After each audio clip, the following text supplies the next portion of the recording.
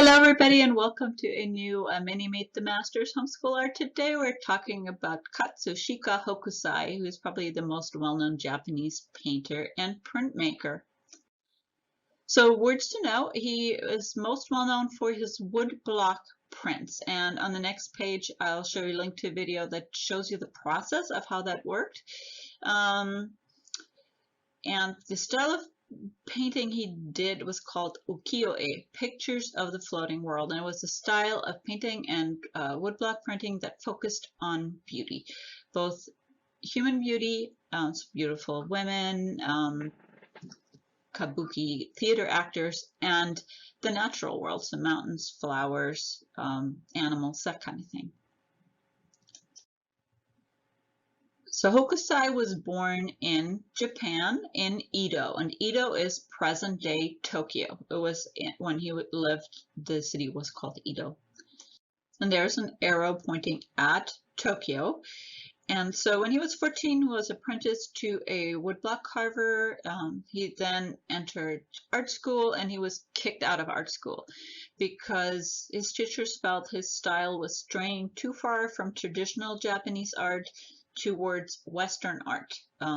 He had gotten a hold of some smuggled in Western woodblock carvings, and so he started incorporating some elements that were kind of more Western, like linear perspective.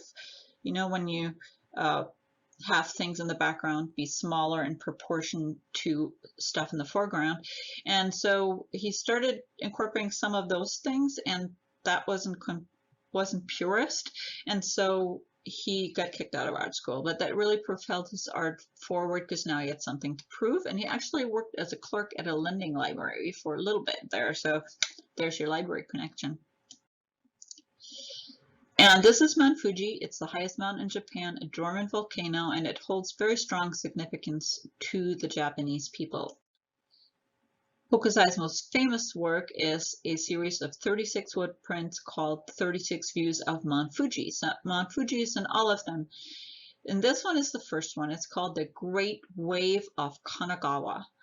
And you have this massive wave, and it almost looks like fingers coming down. Like it's towering over those boats. You can see the fishermen cowering in the bottom of the boats in the middle of this amazing, crazy storm. And this piece is iconic. If you haven't seen it before, you will now see it everywhere.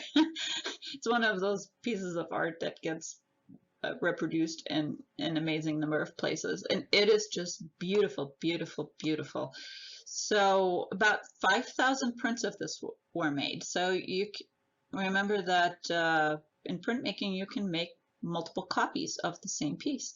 And the early prints are much better quality than the later prints, because the more you print, the plates get worn out, and so the later prints are kind of more smudgy, not as sharp. So the earlier prints are worth more.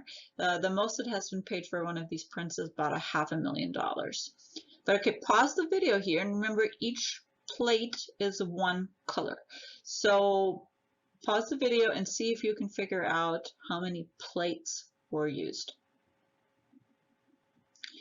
Okay, so we have 3 shades of blue. So you have a light, a medium, and a dark blue. You also have a kind of yellow for the boats. You have a dark gray and a light gray for the sky. And then you have, this one's really hard to see on the screen. There's a very translucent pink gray for the clouds. So that's, what, 7 colors? Anyway, so this is The Great Wave of Kanagawa, his most well-known piece of art. And here's a video that I really recommend you watch. It's only about 5 minutes long, that shows you the process of about how these woodblock prints were made. Just look for How Did Hokusai Create the Great Wave on YouTube, and you'll find this video. So this is another one of these 36 views. This is called Fine Wind, Clear Morning. And one thing you notice in his in these prints is this brilliant blue, and that was actually a brand new thing. Before the 1700s, blue paint was extremely expensive. It was called ultramarine blue. It was made from ground up lapis lazuli, which was mined in Afghanistan, and so it was worth more than its weight in gold. And so blue was very, very sparingly used in art before the 1700s. But then in 1706, a German invented Prussian blue, and it was a cheap, easy to make pigment that kind of revolutionized art, and that now you could just use blue wherever you wanted to, and use blue used everywhere there, because at this point this was still a really new thing. People weren't used to seeing that much blue in art. But another thing that's really interesting with this one is, okay, take a look at the composition. It's very simple, very clean, but the colors, you have the mountains in red, you have the kind of green in the foreground, and then you have the blue for the sky. Now he used the exact same plates, so the composition doesn't change at all. It's the exact same printing plates, but he used different colors. So there you go. There's two more views that are made with the exact same plates, just different colors, and the feel is completely different. Isn't that awesome? So here is another one of the 36 views there. And here's another one that's called Traders on the Tokaido Road, which was one of the main trade routes. There's actually a classic children's book called The Ghost in the Tokaido, and that kind of takes place around this time period. It's kind of a ghost story. It's kind of a piece of classic children's literature. Anyway, there you go. If you're interested, check that one out. This one is number 4, the Asakusa Honganji Temple in Edo. And I love the perspective on this one, because you're kind of looking down, you catch kind of a part of the roof of a temple, and then you're looking down at the clouds, and you have the kites poking up through the clouds there. Just such a fun composition. And then this is Mishima Pass, and I love how you put those little guys at the bottom of that massive pine tree there, and they're trying to climb it. They're not going to make it, but it shows you how gigantic that tree is. It's a nice device to show you the size of the tree. This is another one that he did. This is Rooster, Hen and Chick and Blooming Azaleas, and this is 1806. And so another fun little fact about Hokusai is that he didn't like to clean, so he never cleaned his house. He just let the dirt and grime build up until it got overwhelming, and then he moved. So he moved about 93 times in his lifetime, every time his house got too dirty. He also went by a zillion different names, so we know at least 30 different names that he went by. At the end of his life, he went by Gakyo Rojin Manji, the old man mad about art. But every time he would kind of switch into a new phase of his artistic career, he would change names too. Here's another woodblock print that I just love, Weeping Cherry and Bullfinch. So beautiful. And again, that brilliant Prussian blue. And then he did some funny art too. So these are brush paintings that he published as manga, and that's, if you look at Japanese culture today, manga is what Japanese comic books are called. So we have a big manga section in the library, but he used that word for the first time, and it just means random drawing. So he did whole books that were very popular. And then every day he would do a brush painting of a lion guardian, and then he would bunch it up and throw it out the window. And it was supposed to protect his house from bad spirits. And the only reason we have these is because his youngest daughter would go out and pick them up. So that's the only reason we have them today.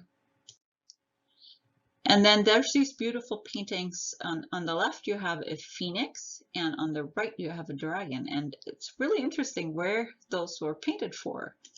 It was a parade float. Just like we have floats in our 4th of July parades, the Japanese had floats for their religious festivals. So this one, you can see those two paintings in the ceiling of that float there.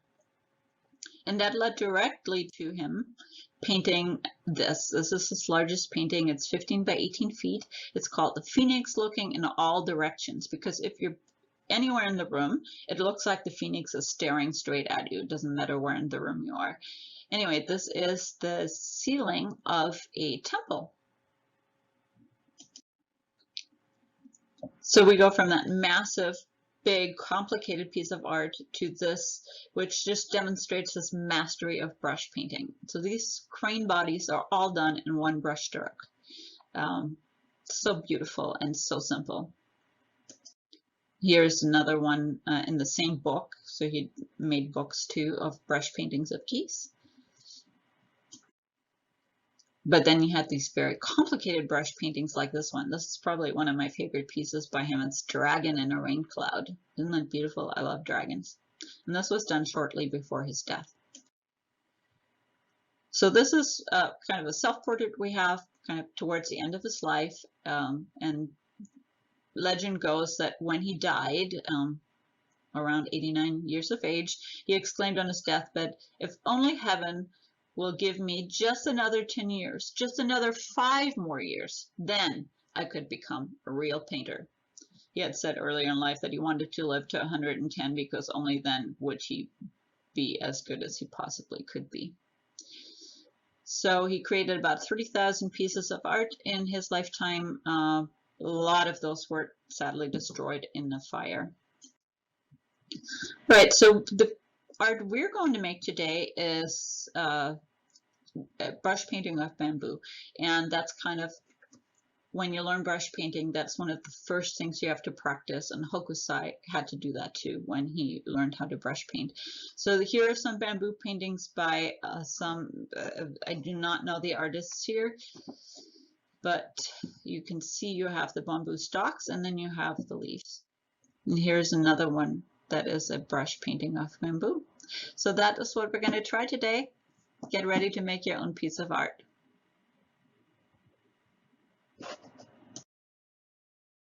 All right, so for this project, we're going to need brushes. So you can either use kind of a square white brush like that, or you can use a round brush. You don't want little tiny brushes, bigger is better. We also need some cardstock or watercolor paper, or in a pinch normal paper will do. It might just curl up a little bit, and then a watercolor set. So there you go, that's what we need. Now you can practice on a regular sheet of paper first before you start doing your project.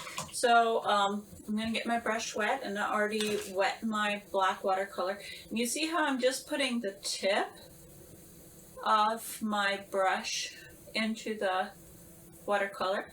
So I have the tip loaded with ink, and there's still a lot of water up there. And I'm just going to drag that across the paper. Okay, so I'm going to go ahead and get my brush wet, and then I'm going to dip just the tip in the watercolor as we talked about, and then I'm going to go and drag it across the paper, and then wiggle it a little bit, wiggle it a little bit, drag it, wiggle it, drag it, and then I'm going to reload my brush and keep doing that. So that makes kind of the bamboo there. Now if your watercolor is too light, you can just go right back over it again.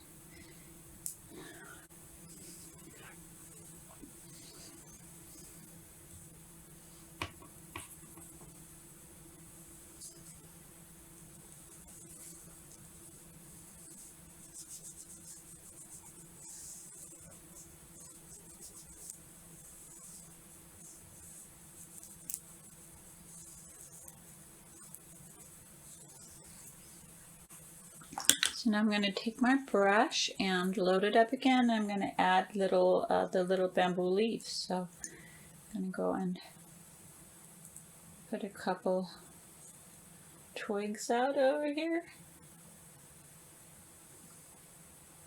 Maybe a short one here. And then the way you form the leaves is you're going to push your brush down, and then as you stroke down, you're going to lift it up, and that makes those little, so just quick